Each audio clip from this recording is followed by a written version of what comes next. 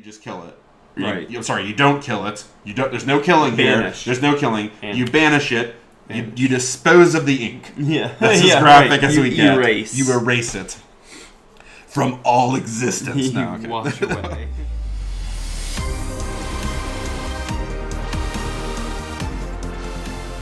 All right, let's talk about some of these. Let's switch again. Okay. I want to talk about some of these. Some neat cards. So these are, I want to talk about as green tempo. This one I talk about. This is also green tempo that we talked about already is green tempo, the genie. Aladdin is cool because it's red tempo. This is also going in the tempo deck. Mickey. This is just the Mickey that cares about brooms. Search this Mickey. Just click up there in the search bar. Yeah. Just Mickey, and it's the second one. Just click on the second one, Wayward Sorcerer.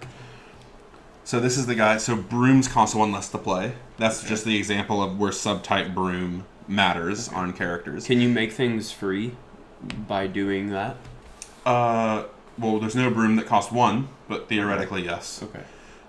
If you could have two of these. If you had two of these, the brooms that cost two, yes, would be free. So it's not a caveat that things can't be less than one in this game. Correct. And also, you can have multiple versions of the same card in play. Right, yeah. I knew which that. is also... Yeah. Well, like in Magic, there's like the legendary rule and stuff that doesn't exist in Lorcana. Okay. So also, when one of your broom characters is banished in a challenge, you may return it to your hand. So kind of like the Dr. Felicia ability, but this is... Maybe was also whenever it was challenged, and it doesn't matter who was challenging. Mm-hmm. Anyway, good card. Bell is also just generically good. Ariel generically good. Okay, this is a set of cards that I want to talk about. Look up this Simba for me. This Simba is a very important card in... Nope, not that one. Oh, I just hit enter instead of... Yep, it's this one. That one, yeah. Protective Cub. Protective Cub. So... This is a 2/3 for 2 with Bodyguard. So this card has kind of been meta-defining in a way because it has a bigger butt, as in use Magic terminology, larger willpower than its cost. So it's very hard to trade into effectively. And can be very good at protecting something like Arlilo. Yeah, right? The 1/1 for 1 that has 2 lore when it quests. That's something you want to value. So if you play that Lilo on turn 1... You're really only going to get one quest out of it, right? Because it's just a 1/1. It's going to die very fast. Right. Unless you play a Simba on turn 2. Since it's Bodyguard, it can come into play exhausted. Now they have to get through it. Yeah. Which is going to be very hard for them to do. Yeah, especially if you were going first, right? Because whatever they play on turn 2 won't be able to challenge this because they just played it. Yeah. So it's very difficult. That's why I want to talk about these two cards. So... These two cards are both Challenger +2. So, Captain Hook is a 1/2 for 1 Challenger +2. Mm-hmm. So this is the only 1-drop that can effectively trade into Simba. Wow. So that scenario I just mentioned, right? Any other 1-drop cannot deal with Simba. Not even the action, the cannon card. It only does 2. Yeah. But Captain Hook will do 3. So this card, and this is something really cool in TCGs, this card in a vacuum, to me, just wasn't impressive. But actually seeing how it plays out with Simba, it's almost like you required. almost need these. You need it, yeah. Because this is so good, makes this card good. Yeah. And then Prince Eric is the other way around. So let's say you're the guy that went second. Yeah, and Eric didn't even die into it. Exactly. So let's say you went first, and your opponent went second, and they're the one playing Simba. If you play Eric on turn 2, which is before your opponent's turn, they feel really bad about having the Simba in their hand. Like, what are they going to do? Play it exhausted, and then Eric just challenges it. Eric does take 2 damage, right? Because they do damage to each other, but Simba gets banished, and you still have Eric. But that way Eric can probably go 2 for 1. Maybe. I mean, but remember, so since it's Challenger, when it's exhausted on your opponent's turn, it only has 1. Okay. That's still an extra point of damage. Right. You're still up tempo. They have to exhaust something in order to deal. Like, it's a good... It's a good tempo. It's a good tempo play. And that's why I really love talking about these 3 cards. Is like, when you're thinking through the complexity, or like what makes a card game good, the strategy, like focusing on scenarios like this... You can learn a ton from it. Just thinking of the interactions of how these all go and why one's good and why the other one's good. All right, so this card's pretty simple. This Aladdin, it's a pretty simple card. So it's just a 2/2. Real quick.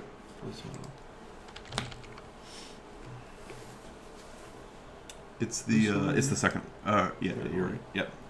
It's the stealer, the street rat, Right. because he's stealing bread. So very straightforward. So I like this card compared to that Amethyst Maleficent, right? Because it was a 2/2 for 3. Both are inkable. Those are understated, right? But the Maleficent replaces itself immediately by drawing a card, which is card advantage positive, not tempo positive, because you're developing the board slower by playing something that's understated, but your card advantage positive. Right. This is not card advantage positive, but it's very tempo positive because your opponent loses a lore. Right.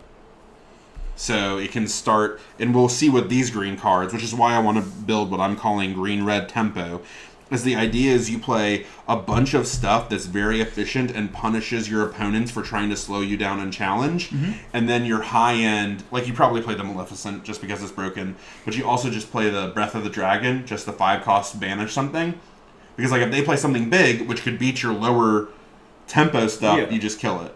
Right. I'm sorry, you don't kill it. You don't. There's no killing Banish. here. There's no killing. And you banish it. You dispose of the ink. Yeah. That's as graphic as You we get. erase. You erase it. All right, now we've got some cards to search here for you. Okay, Matt. Let's start with Flynn Rider, because Flynn Rider is the only card that I think might have been like a problem that they printed, and maybe that Ariel that I love so much, but. Yeah. This Flynn Rider is just a little too good. It's just an uncommon. But it is a 1/2 for 2, and it's inkable. And it has 2 lore. An early game discard card with 2 lore. Yeah. And And it's ink. whenever it's challenged, the challenging player has to discard. That's a lot. That's a It's lot of oppressive. positive. Yeah, it's oppressive. Like there's no... The only effective way to deal with this is the Fire the Cannons. Yeah, it's Fire the Cannons. Fire the Cannons. Like this card, which the weird Man. thing about Fire the Cannons is because Fire the Cannons isn't inkable. Like I don't even play it in my deck because again, so many of my non-inkable slots are ate by those fantastic songs. Right. I think maybe I am playing like 1 or 2 of them just for Flynn Rider. So Flynn Rider is very good. Yeah. Seems like it. The other saving grace, again, in my deck, because I've played against very competitive Emerald decks that contain Flynn Rider, undefeated against them. But the other saving grace is when I attack, or when I challenge this, and I have a whole new world in my hand, I don't care about discarding a card, because I'm about to discard my whole hand and draw 7 anyway. So, but still very strong. All right, look up Cheshire Cat. But yeah, so Is it the... Cheshire Cat, yeah. Where is it? This The second one is this. Oh. No, it's not. It's not. It's not the thing. It's the first one. It's the very first one. Yeah. Oh, yeah. I couldn't see the green in the picture. So yeah, but the thing I guess that I want to focus on with Flynn Rider is it's very difficult to deal with effectively, and it's an incredibly tempo card because you're just playing this on turn 2. You're immediately getting turn lore, and the reason that provides tempo is your opponent really wants to deal with this. Like there's not many things that cost 2 that have 2 lore. We saw the Lilo that costs 1 that has 2 lore, right. But it's much easier to deal with because it only had 1 total willpower. You know, a stiff fart in the wind would banish it. Right. Flynn Rider would take a significantly stiffer fart in the wind to banish. I mean, look at him. Yeah, he's just chilling. So that's the example of tempo. It's like you don't really care what your opponent does. You're just turning your things sidewards, and they have to deal with it, and they're even punished for dealing with it. Cheshire Cat, another good example of this. So when this character is challenged and banish the challenging character. So we saw that with Kuzco as well. Yeah, Kuzco. Yeah, however you say it. So, but it's just a zero. So I love. Okay, I have a little rant here about Cheshire Cat. Not that I haven't been ranting the whole time. So this card is an example of amazing game design because the card is it's not entirely overpowered. Like it's probably just objectively worse than Flynn Rider, but it's a 0/3 and it has 2 lore. And if you come after it, you get banished. Which that is a very Cheshire Cat thing. It's not a direct threat. It has Right. 0 attack. It purrs at you. It enchants you. It Look at its entices you smile. in. Yeah. It's the Cheshire Cat. It has the Cheshire smile. It taunts you in, and then it banishes you. Right. So, like, it's where the function, the story, everything works in the card, and it's a good card. Once again, an example of where you're just questing sidewards and letting your opponent try to figure out how to deal with it. And then Mad Hatter actually continues this theme. Yep. Gracious Host. Mad Hatter. So it's a 2/4 for 5 and is inkable. Notice Nice. all these cards have been inkable, which is Right. quite nice. I really don't... Flynn Rider should have at least not been inkable. It's just silly. Tea Party. When this character is challenged, you may draw a card. And it's 3 lore. Yeah. So, again, another... So when I talk about, And like, it's 4 heavy... willpower, so it's not super easy to just Yeah. kill and... Yeah, Banish they in might. one I mean, hit. it does cost 5, so... Oh, it but does cost 5. It does cost 5. Okay. It is kind of expensive. So it's later in the game. Basically, you're kind of just like, worst case scenario, right? You're questing 3 with this. Because remember, our other tempo cards, again, here we're talking about tempo, is we're just questing and we're leaving it up to our opponent to try to deal with what we're doing. So Right. we're just questing away. So you just play this, and the next turn you're like, quest 3, spend your exertion to banish it, and I'm Yeah. just going to draw a card anyway. You just keep forcing them Yeah, to just- take action exactly. on you. So going first, very important in this sort of deck. Right. We talked about Aladdin. All right, so to end on a sour note, so tune out now. Thank you for watching the video. If you've somehow reached this point, Grammatala. So I was very excited about this card. It reminds me of old Magic card. I believe his nickname was Steve. This Sakura Tribe Elder, very similar to this card. So 2 cost inkable 1/1. When this character is banished, you may put this card into your Inkwell Exerted. So you have 1 extra ink next turn. Right. So it's ramp. It's ramp and board presence. But the issue is like your opponent's really never going to challenge this if you're just questing with it. So you have to run it into something. But the earliest you can do that, so like let's say you play this turn 2, they play something, your turn 3, you can run it into something if they've even given you something exerted, right? Right. They have to Right. exert something for you to even challenge it. And even then, this is turn 3, then it gets banished and becomes an exerted ink in your Oh, Inkwell. right. So it's not until turn 4 that you would then have 5 resources. You've ramped 1 with this. And at that point, it's like, really? Like, you spent your turn 2 to deal 1 damage and have 1 extra resource on turn 4, and that's like the best case scenario for the card? Yeah.